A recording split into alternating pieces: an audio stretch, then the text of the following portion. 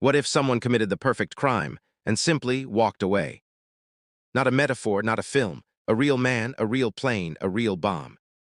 And to this day, nobody knows who he was. Nobody knows if he lived. Nobody knows where the money went.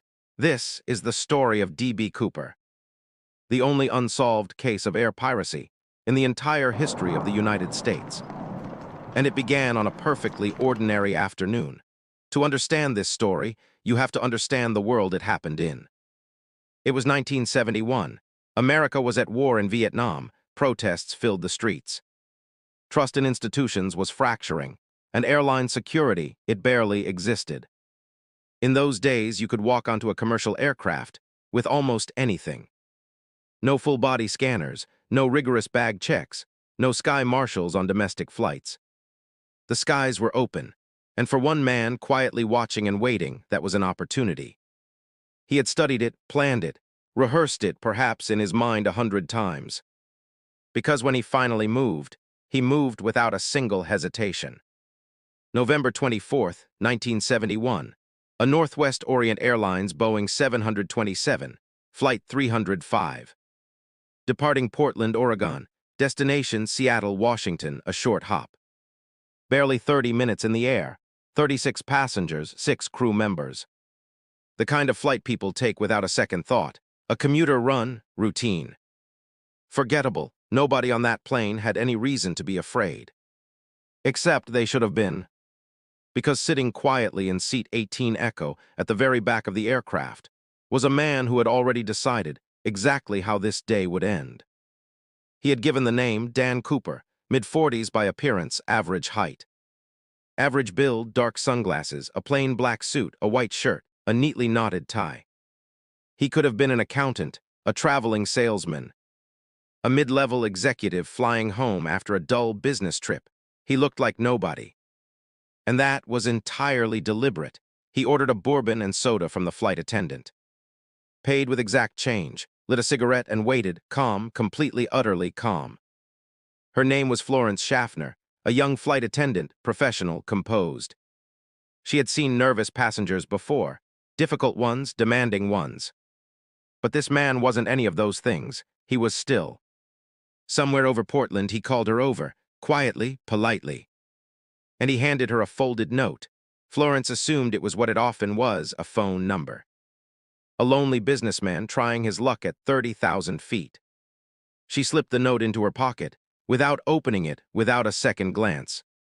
Then his voice came again, low, unhurried, absolutely certain of itself. "Miss, you'd better look at that note." A beat of silence. "I have a bomb."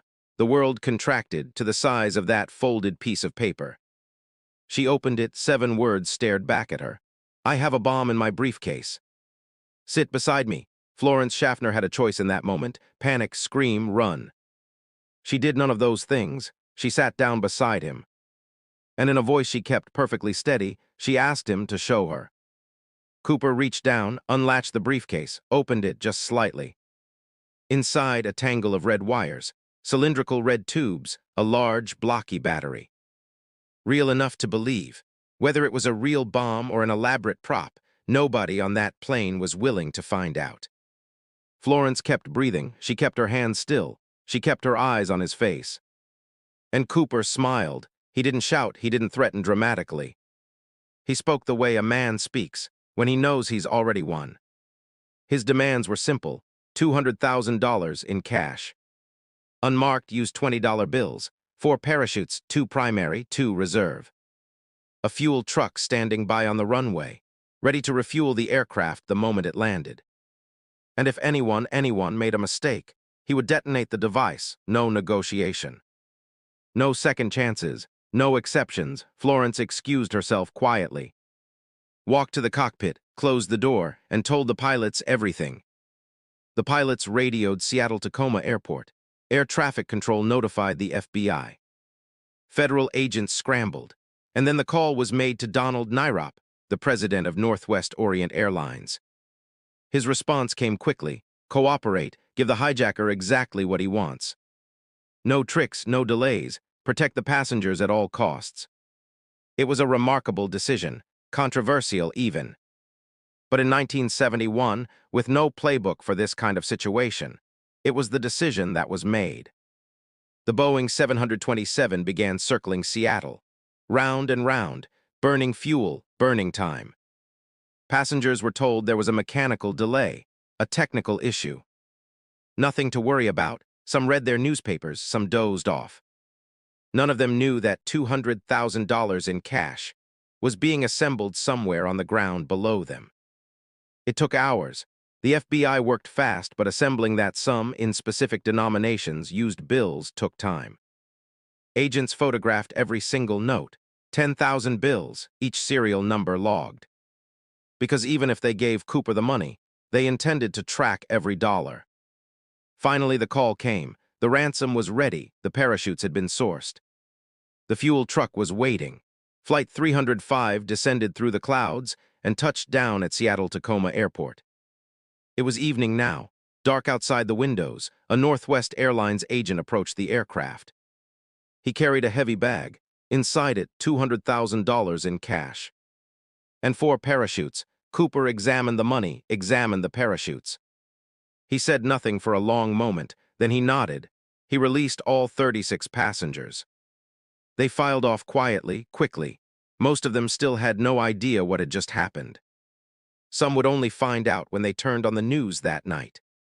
But Cooper kept the crew, the pilots, the flight engineer, and one flight attendant, Tina Mucklow, young, brave beyond measure. She had stayed close to Cooper throughout the entire ordeal, calm, professional. A steady presence in an impossible situation. She would be his final witness. The plane refueled. Cooper laid out his next set of instructions with the same eerie precision as the first. Destination Mexico City, altitude 10,000 feet, no higher.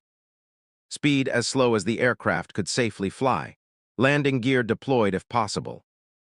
Flaps at 15 degrees, the pilots exchanged a look. These were not the instructions of a man guessing. These were the instructions of someone who understood aircraft. Someone who knew exactly what a Boeing 727 could do. There was one problem. At those flight parameters, the aircraft didn't have enough fuel to reach Mexico City. The pilots told Cooper this. He thought for a moment.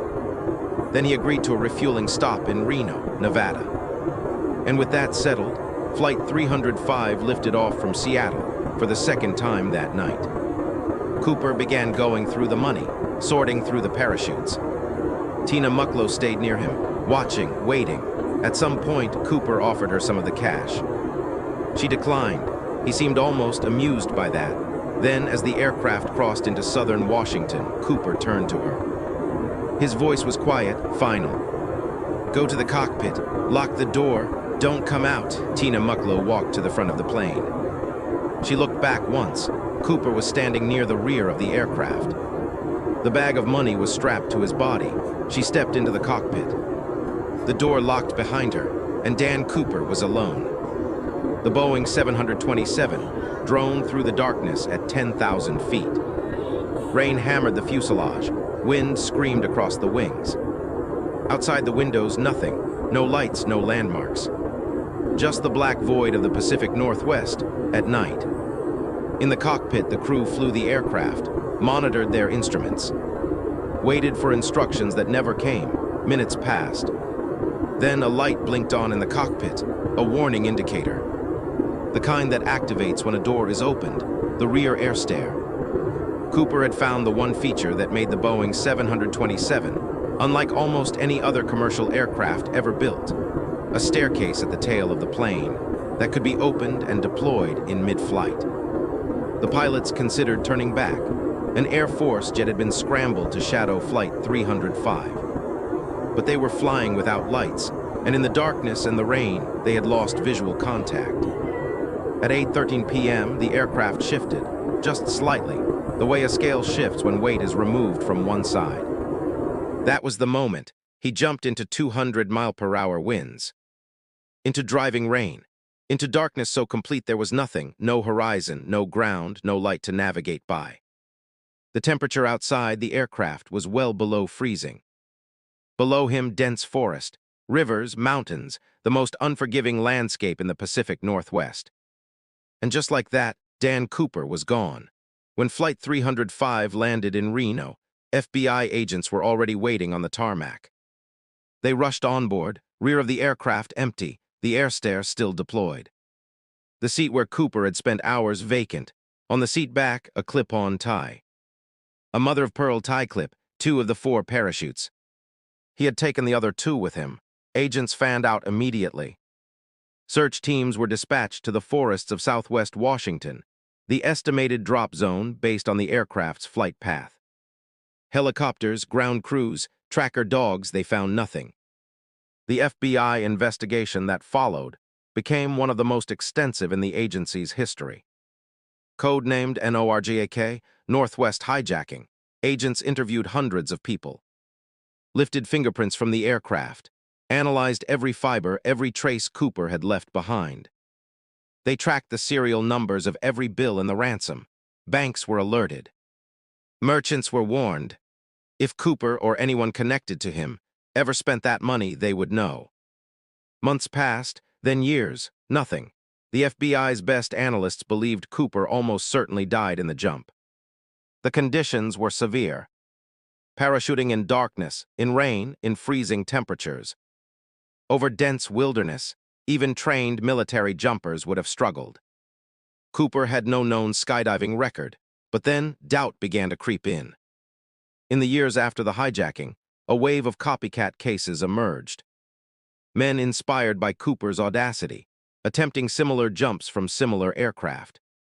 And some of them survived. Then, in February of 1980, a family was picnicking along the north bank of the Columbia River. 8-year-old Brian Ingram was digging in the sand near the water's edge. His fingers found something, rotting bundles, rubber banded together. Disintegrating with age and moisture, when the serial numbers were checked, they matched. $5,800 of the original $200,000 ransom. Partially buried, waterlogged, degraded beyond use, the FBI analyzed the deterioration pattern. The sediment, the water exposure, their conclusion was puzzling.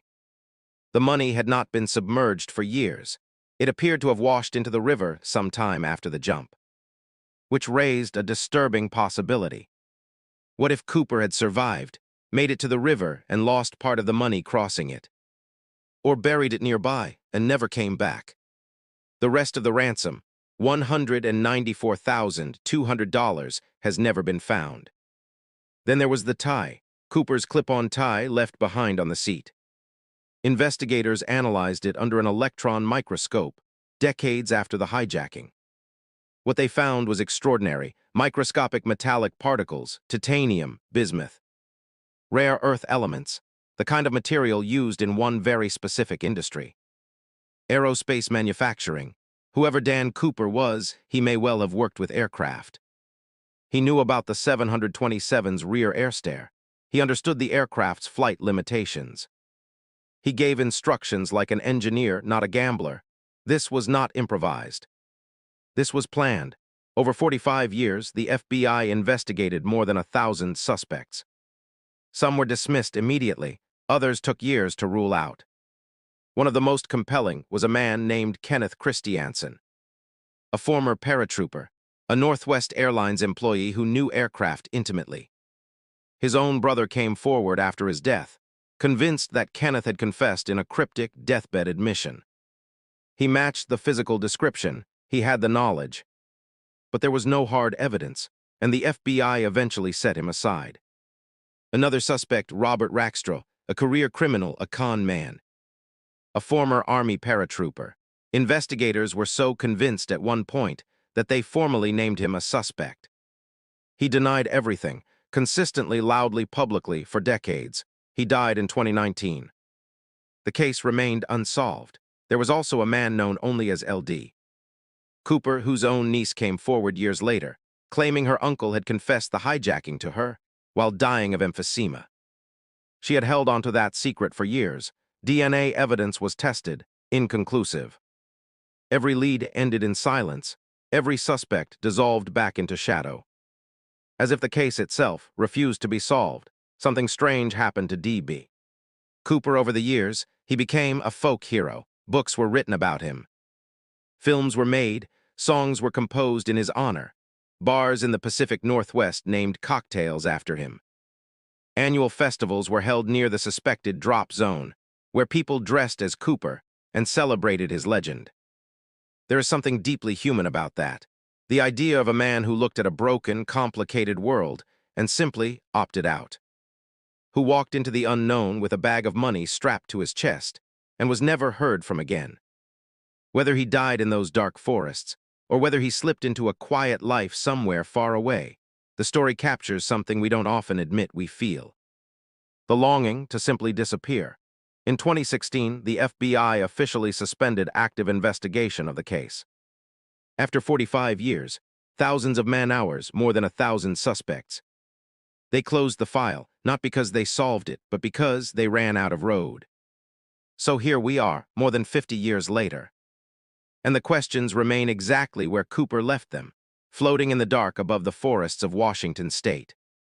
Who was he really? A veteran, an engineer, a desperate man with nothing to lose? Or something rarer, a genuinely brilliant mind who saw the one crack in the system and walked through it? Did he survive that jump? The FBI didn't think so, but the money near the river says maybe. And the copycat jumpers who lived say possibly. If he did survive, he never spent the money. Never told a soul, never surfaced. For 50 years, that kind of silence takes discipline. Or a grave, $194,000, still unaccounted for. Somewhere a tie left on a seat, a name that wasn't his, a jump into the void. And then nothing. D.B. Cooper didn't just commit a crime. He left behind a question that half a century of the world's most powerful investigative agency could not answer. So I'll ask you instead, do you think he made it? Because if he did, he's the only person in history to have hijacked an American commercial aircraft and gotten away with it. Completely, perfectly, forever.